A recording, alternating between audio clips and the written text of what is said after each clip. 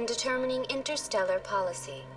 In recognition of their work to expand interstellar trade and establish a standardized galactic economy, the Volus were granted an embassy here on the Citadel. Why weren't they made a council race? The council races have extensive responsibilities. They must provide personnel and ships for the Citadel fleets. They often provide economic aid in times of disaster. It would be unfair to demand such an enormous burden of a species unable to meet these obligations. The embassies allow lesser species to have a voice on the Citadel. That's pretty damn arrogant. I apologize if my personality has offended you. Please submit all formal complaints in writing to the Citadel Tourist and Visitor Board. So, yes, apparently the Volus don't have fleets and soldiers, but in the Mass Effect 3 multiplayer you can play as Volus soldiers, so I don't know if that's retconned or if they're just quite a rare specialist thing. Anyway, Spectres. Do you know anything about Spectres? The term Spectre is derived from the branch of Special Tactics and Reconnaissance. Each Spectre agent is handpicked by the Council. Their primary role is preserving galactic stability and resolving volatile situations that cannot be handled through normal political channels. In this role, they are granted extraterritorial rights and jurisdictions. Spectres answer to no law or authority except the Council itself. What can you tell me about the Citadel Council? Originally, the Council consisted of representatives from the Asari and Solarians, the two dominant species in Citadel space. Roughly 1,304 galactic standard years ago, Turians were invited to join the Council in recognition of the role they played during the Krogan Rebellion. Since then, the three Council races have worked together to ensure the peaceful coexistence of the galactic community, while preserving individual autonomy for each species. It can't be as simple as that. There must be problems somewhere in the system. I am not programmed to make that kind of qualified judgment. My code is limited Goodbye. to... Goodbye, and thank you for using Avina. Please enjoy your visit to the Citadel. So that's Avina number 1. Let's go look around for Avina number 2 to get a wee bit more info on just what's going on. So I think that might even be Avina number 3, I'm not sure. Don't quite know where the Avinas are. Let's just run around. Point is, I'm not going to start a whole bunch of side quests, because that will upset us all, so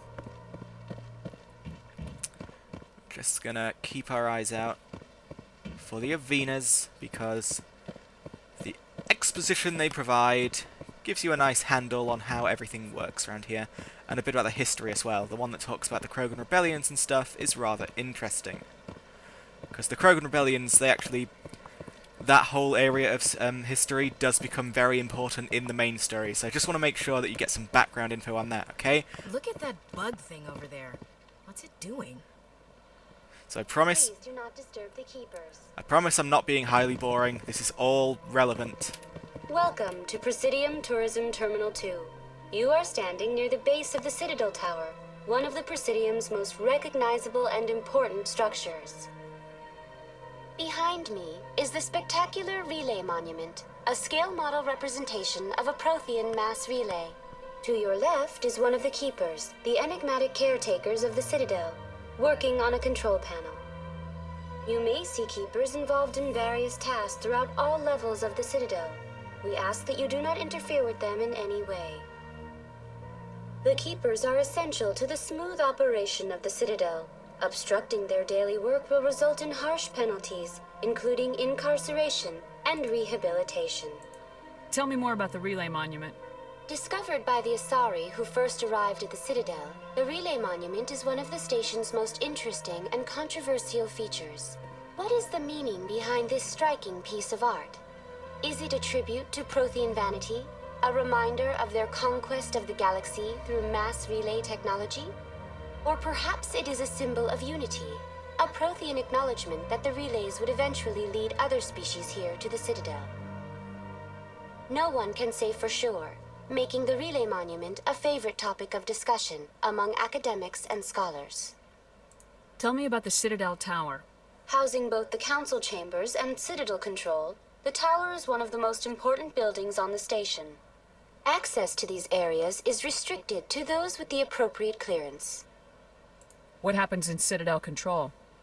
Citadel Control handles all incoming and outbound transit. Every ship within 2,000 kilometers of the Citadel is under the jurisdiction of Citadel Control. At peak capacity, they are responsible for monitoring upwards of 1,000 vessels. I'd like to hear more about the Council Chambers. The business of the Council, which often has far-reaching effects on the Galactic community, is conducted in a room at the apex of the Citadel Tower. The Council Chambers themselves are truly a magnificent sight to behold, though few get to experience the view in person. Typically, only the councilors, ambassadors, and high-ranking officials, along with various support staff, are allowed access. What if someone has business with the Council? The average citizen must go through the proper channels if they wish an audience with the Council. This is usually arranged through their respective ambassadors. Even then, few are given access to the actual Council Chambers. In most cases, the ambassador acts on behalf of the citizen. I'm scheduled to have an audience with the Council. Only a handful of visitors to the Citadel are ever granted that privilege. I would be jealous, but that is outside the scope of my programming. I'd like to know more about the Keepers. Little is known about these peaceful servants of the Citadel, though they are essential to the operation and maintenance of the entire station. Citadel regulations protect the Keepers against interference during the performance of their tasks. Failure to comply will result in harsh penalties. Keepers can be seen in all sections of the Citadel, but are typically found in and around the tower. Any particular reason there are so many Keepers in this area? The Keepers do not communicate with other species. It is assumed, however, that the tower houses the Citadel's primary control systems. Many of the station's systems, such as navigation and life support, function automatically. It is believed the Keepers operate those systems from inside the tower's inaccessible core. The Keepers also make frequent appearances in the Council Chamber itself, though they appear to be just passing through on their way to some other destination. That's all for now. Thank you for using Avina. Have a pleasant day. So the entire Citadel is run by a bunch of creatures that no one has ever spoken to or communicated with. We're just sort of there. Got something to say, Williams? Art doesn't normally do much for me, but that relay statue, I like. Good. But yes, they were just sort of there when they turned up. And no one's ever actually seen how the Citadel is run. They just make guesses. I would not feel comfortable living in a place like this, because I'm a paranoid waranoid. So, now I'm looking around for the third Avina. I think it's next to that statue of a Krogan. The Krogan are so cute, by the way. I mean, yeah, they're meant to be big and ferocious, horrible warriors, but look, they have little stumpy tails! Look at that statue, it's got a stumpy tail. Oh! Krogans are the best. Just want to give him a Krogan hug. Which will probably kill me. Welcome to Presidium Tourism Terminal 3. Here in the financial district, a number of businesses offer various goods and services to their exclusive clientele.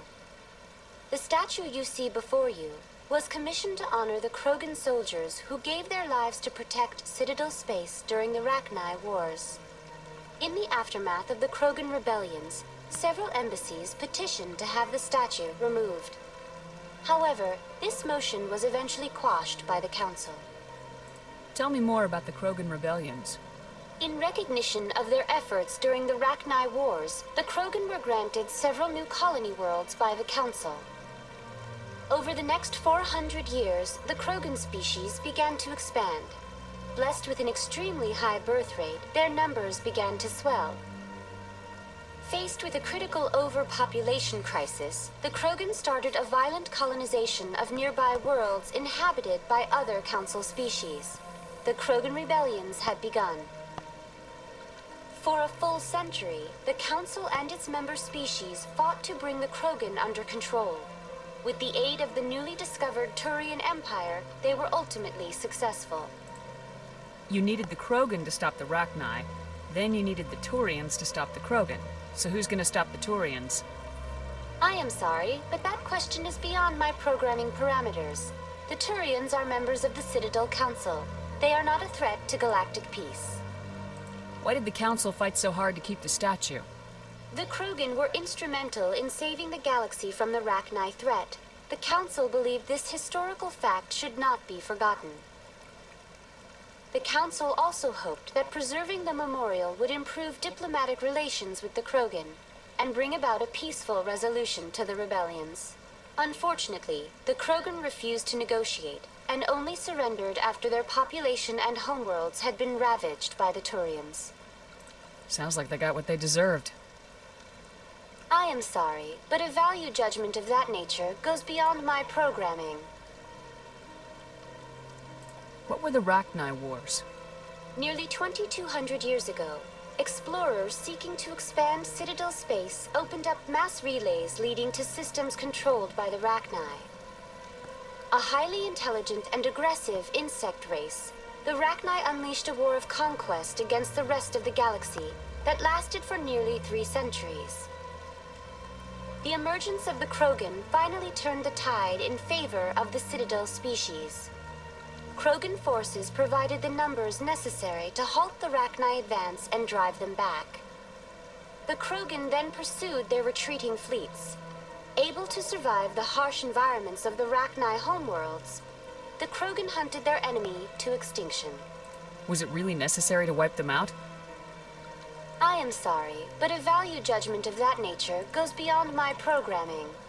That's all for now. Thank you for using Avina. Have a pleasant day. Incidentally, our young Tasha Shepard is ignorant yet. She knows little of what really went on, and really, the Krogan did definitely not deserve what happened to them. You'll find out much more about that later. Anyway, I saw you humming before we spoke to Avina. Got something to say? This place is a little too perfect. You're hiding something. Like, you're just annoying and skeptical, but of course, this being fiction, you are totally right. So, don't worry about that. Spoilers, by the way. Well, actually, no, not spoilers. I've had my office rearranged 5 times now. 5 times? Why? What do they want? How should I know? It's not like Keepers offer an explanation for what they're doing. And yet, everyone just lets them go on doing whatever it is they do. What choice do we have? If you try to stop them, they just shut down and another one replaces it. Just strange that we know so little about them. Not to mention frustrating. Yeah, no, not quite spoilers. I mean, is it a spoiler to say something bad happens in the story? There is a conflict we have to resolve? Probably not. And, yeah, the Council aren't really hiding anything. I'll give them that credit. They just don't know. They don't know! Anyway, let's get ourselves to that tower and allow the main story to continue. Don't worry, all that speaking with Avina might seem like a waste of time, but the information we have gleaned from her will serve you well as the story continues. So, don't know why they use human numbers. I'm assuming that's a 9 anyway. It could actually be alien script. That could be like an M with a foot. But I'm assuming that it's just number 9 on its side, in which case, wow, doing well. Now that is the tower, right? Oh, no. I was wondering why that seemed to be going downstairs. Now we are at the tower. Doopy-ba-ba-ba. Yes, the lift. Mass Effect 1 has a lot of lifts. The other games don't have this, but BioWare thought lifts were a clever way to cover up the fact that they're having to load new areas. So it's like, instead of a loading screen, you get a lift, but we wised up to their tricks pretty quickly. The Council isn't going to ask me any questions, are they? I doubt it. We've made our reports. Now we just have to trust Ambassador Udina. No, we don't, sir.